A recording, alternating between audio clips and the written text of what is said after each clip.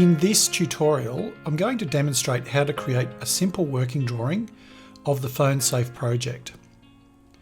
Now, as you can see from the last tutorial, I've added some materials to the project. I'm not going to go into that in great detail, except just to show you, for example, if I just left click on the base, right click, add a physical material, this menu will come up. And this is where you can just play around to add some materials to the project. You can select a material and then just drag it onto the project, but you can also do some additional editing in there as well. So one of the things that I like to do is to make sure that the grain direction is running in the appropriate direction for the timber, and that can be done through some of the editing functions. I'll leave that up to you to explore. In terms of creating a working drawing, we can go up to Design, Drawing, and we can create a new drawing from Design. Now in this case it's going to be a full assembly, so it's going to be everything that we have there, but you can actually leave certain things in and out depending on what sorts of drawings you're doing. Now in this case we're going to be able to put everything onto one page, but this becomes very relevant for more complicated projects where you might actually need to have multi-page or multi-sheet working drawings. In terms of destination, we're going to create a new drawing, and I've already created a template. Now I'm going to show you that template, but I'm not necessarily going to show you how to create it. That's something that you can experiment with yourself. But if I just go back up to here, you can actually go and create, sorry, not there. You can actually go new drawing template and you can create your own template up there. In a second, you'll see why that can be quite useful. Okay, so I'm going to use my ACU template that I've already designed and go OK. So as you can see, my template is fairly simple, and the reason why I create this template on an A4 sheet of paper is the standard one that Fusion gives you actually takes up excessive amounts of space on the page. So all I've done in terms of creating a template is I've gone in there, I've deleted out the title block that it's provided me with, and I've used the drawing tools to create my own. In a minute, you'll see what I will put into those boxes down below. So basically what I've done is I've created one that contains the information that I need and no more. Okay, so automatically it wants to bring in a view of the project. I know when you're looking at the box, you're saying this is the side of the box, but Fusion wants to talk about front views, top views, and end views, or left and right views. And similarly, in terms of when we're drawing or generating working drawings, we're talking about front view, top views, and end views, and that particularly relates to third angle projection. So even though this looks like the side of the box, we're going to call it the front of the box because it corresponds with the front view in Fusion, but also it's a front view in AS1100 third angle projection. Before we put anything on the page, I want to play around with the scale because that's too small for me. So I'm going to go 1 to 2. Now if you don't have 1 to 2, you can actually create your own scale. You can just manually put in 1:2 and it will create your own scale. Okay, so we've got 1 to 2 and now you can see it's larger on the page. So I'm going to place it around about there and go OK. So that's now what I would call my base view. Okay, so now what I want is I want to project some views off that. So I'm just going to select projected view, come over select left click on my parent view, move upwards, and I mean, I'll show you in a second, but you kind of want to just keep a bit of space towards the outside for the dimensions. So I've just left click and put that there. Then I can come across this way and put another view out here. And then I can go up here and it creates a perspective view. So I'm going to put that somewhere up there. So I've finished that now, so I can press escape. Now one of the beauties of this is I can now go in and actually move everything around on the page, but it keeps everything aligned, which is actually really powerful because that, again, that's an AS 1100 or a drawing standard where all of the views have to be within perfect alignment with each other, and it does it automatically for us. Okay, so that's really quite good. The other thing I want to do is you can actually change the sort of level of detail that's in the view. So if I left click on this particular view up here and go right click, I can edit the view. So up here, I'm going to change it because I want this to be I want it to show this sort of rendered view. So there we go. Now, in terms of when we draw or when we create a working drawing, what we want to do is have all of the information expressed on the page that we would need to create the project. So some of these views here might not have quite as much information in them as we would require. So for example, for this particular view, I'm going to left click on it, then right click, same as before. I'm going to edit it. But what I want here is I want to show some hidden detail because I want to show where the housings are and where other things start and finish. So for example, where the housing is at the back and also where the lid finishes as well. And that will be the same for, sorry, I just closed that. That will be the same for the front view as well. So again, I'm just going to edit the view and I want to show some hidden detail there. I've chosen not to put the rendering on these other views because that can actually start to interfere with the information that is required. Okay, so we'll close that. Now let's start dimensioning it. The general rules with dimensions, and you would have seen this in the lecture, is that dimensions should be towards the outside. So they should be out here, up here, out here, down here. Avoid, where possible, dimensions in between views and in places like, in here. Of course, it's like with any rule, there's always exceptions. And so just note that I said avoid where possible.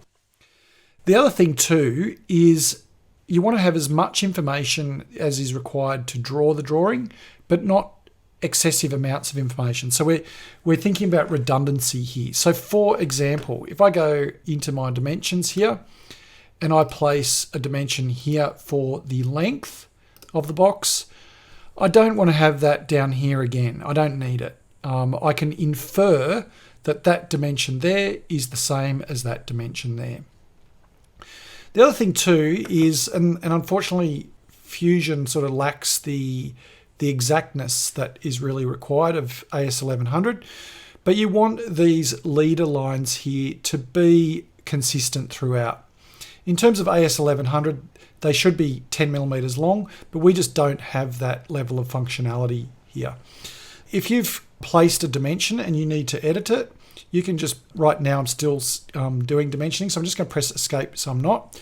If I select it, I can now change that. So I'm going to make that so the leader lines are a little bit shorter. D for dimension, that's the shortcut. So I might want an overall width here, but that's not really relevant for the construction process. A better dimension is actually this piece here. And what I want to do, I want to try to get those leader lines, looking the same as what we've got here.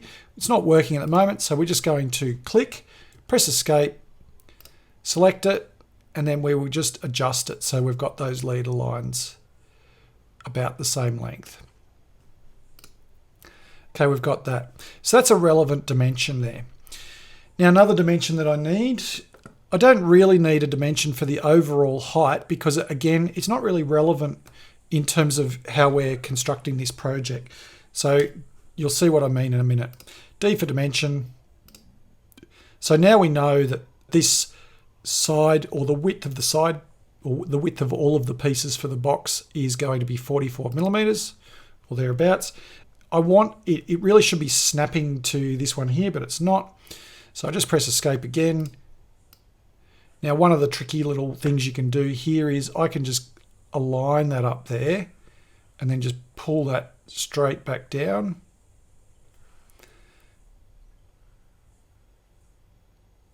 and now I've got those, I know those leader lines are the same. Again, I want to know what's the thickness of my base. So one of the things you need to be asking yourself is you need to sort of look at this and go, is this, like, are all the dimensions here, you know, have I got enough to make the project, or do I have too much or not enough?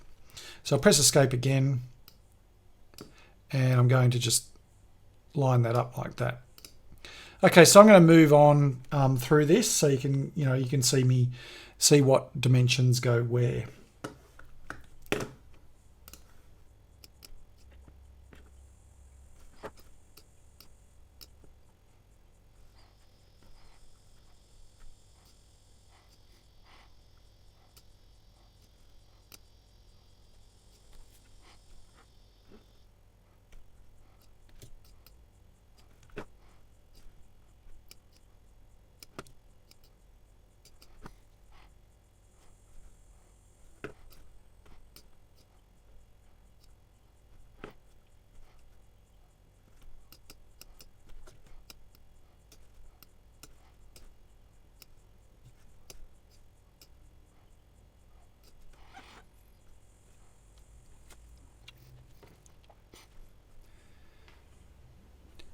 So I've gotten to this point, and you can see that I've actually changed a few things here, and I've adopted a few processes here. So for example, when you have different dimensions that exist on the same plane, it goes from, there's a hierarchy from the smaller dimension to the outer dimension. So you can see I've adopted that there, where the width or the length of this component here is 90 millimeters. And I've got some information there that relates to the width of the lid, or the space between the bottom of the housings is 98 millimeters. And again, you can see it down here where I've got some information that relates to the location of the edge of the cut for the lid is 5 millimeters down from the top. The thickness of the base is 3 millimeters up from the bottom, and the width of the sides is 44 millimeters. So we've got all that information there. And of course, then we just need to look around and go, do I actually have the dimensions of each component? So a good example is, do I have the dimensions of the base? And I can see that I've got the length of the base is 200, the width of the base is 114, and the thickness of the base is 3 millimeters. So you can see that I've got that information there. Now there is also sometimes it's more efficient to actually put in some annotations rather than dimensions. So for example, I'm now going to put in a text note, but it's called a leader note because it's actually got an arrow pointing to something. So what I want to do here is I'm going to put a leader note in, and I'm going to put it in, select this edge here, and I want to put it in for the lid. Now, one of the things with AS1100 is it does specify all writing is in uppercase. So we might as well make sure that we do that here. So it's good to have your caps lock on. And so I'm just going to say,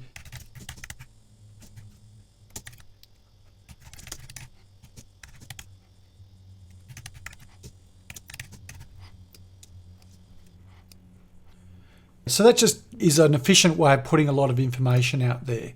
If I just go OK, I can now just move that around on the screen to get it exactly where I want it to be. The other thing too is I could put in some dimensions here for the thickness of each piece. You can see here I've got a dimension for the thickness of the side, but I can then just put in a note down here. In this case, I won't have a leader line. I'm just going to put in some text, and I'm just going to say,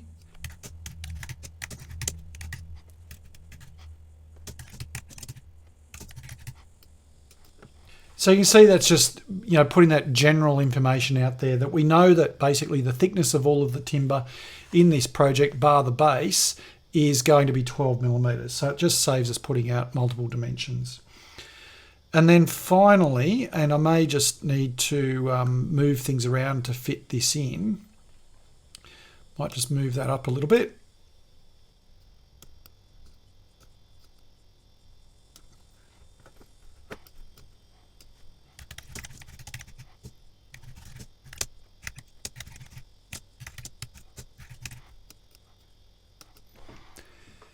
There you go. So that's a little bit more information there. So for example, it's not important in terms of the working drawing to get very caught up on the exact dimensions of the lid, because obviously the lid is to some extent determined from the final constructed dimensions of the box. And it would certainly be always wise to laser cut the lid after the box has actually been constructed and measure off what exists in the real world. So we've basically done that. Now let's fill out our title block with our basic information. So again, we can just use the text tool. It does actually pay to zoom in down the bottom here. Just pan up so we can see it. Just helps so that we can just locate everything quite well. Again, this is a little bit clunky, but so what I like to do is I like to write, then I'll center it, then I'll click away, and then I'll just move it so it kind of sits in the middle of that space there. Now you've seen when that comes up, there's certain settings. If you match those settings, it tends to work fairly well. I'll show you in a second. So we've got phone safe. We'll go again. So center it. So I've got that set for Calibri 3.5mm high text, and that seems to work well for me. There's a few other things you can explore up there, but this is enough to get you going. And again, we'll just visually center that. At this scale, you can be fairly accurate. So this one is name, and so I'll just work through this now.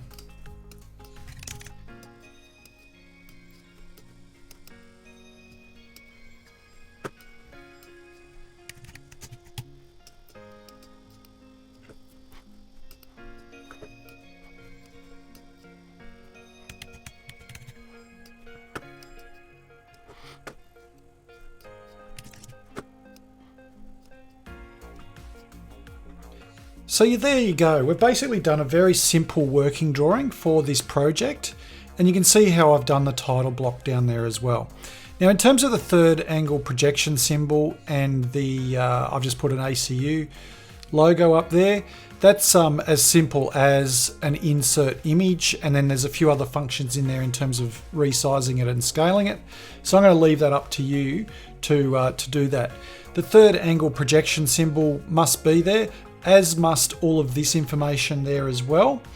I note that the default Fusion does not have a scale, and that should be in there. There should be a scale.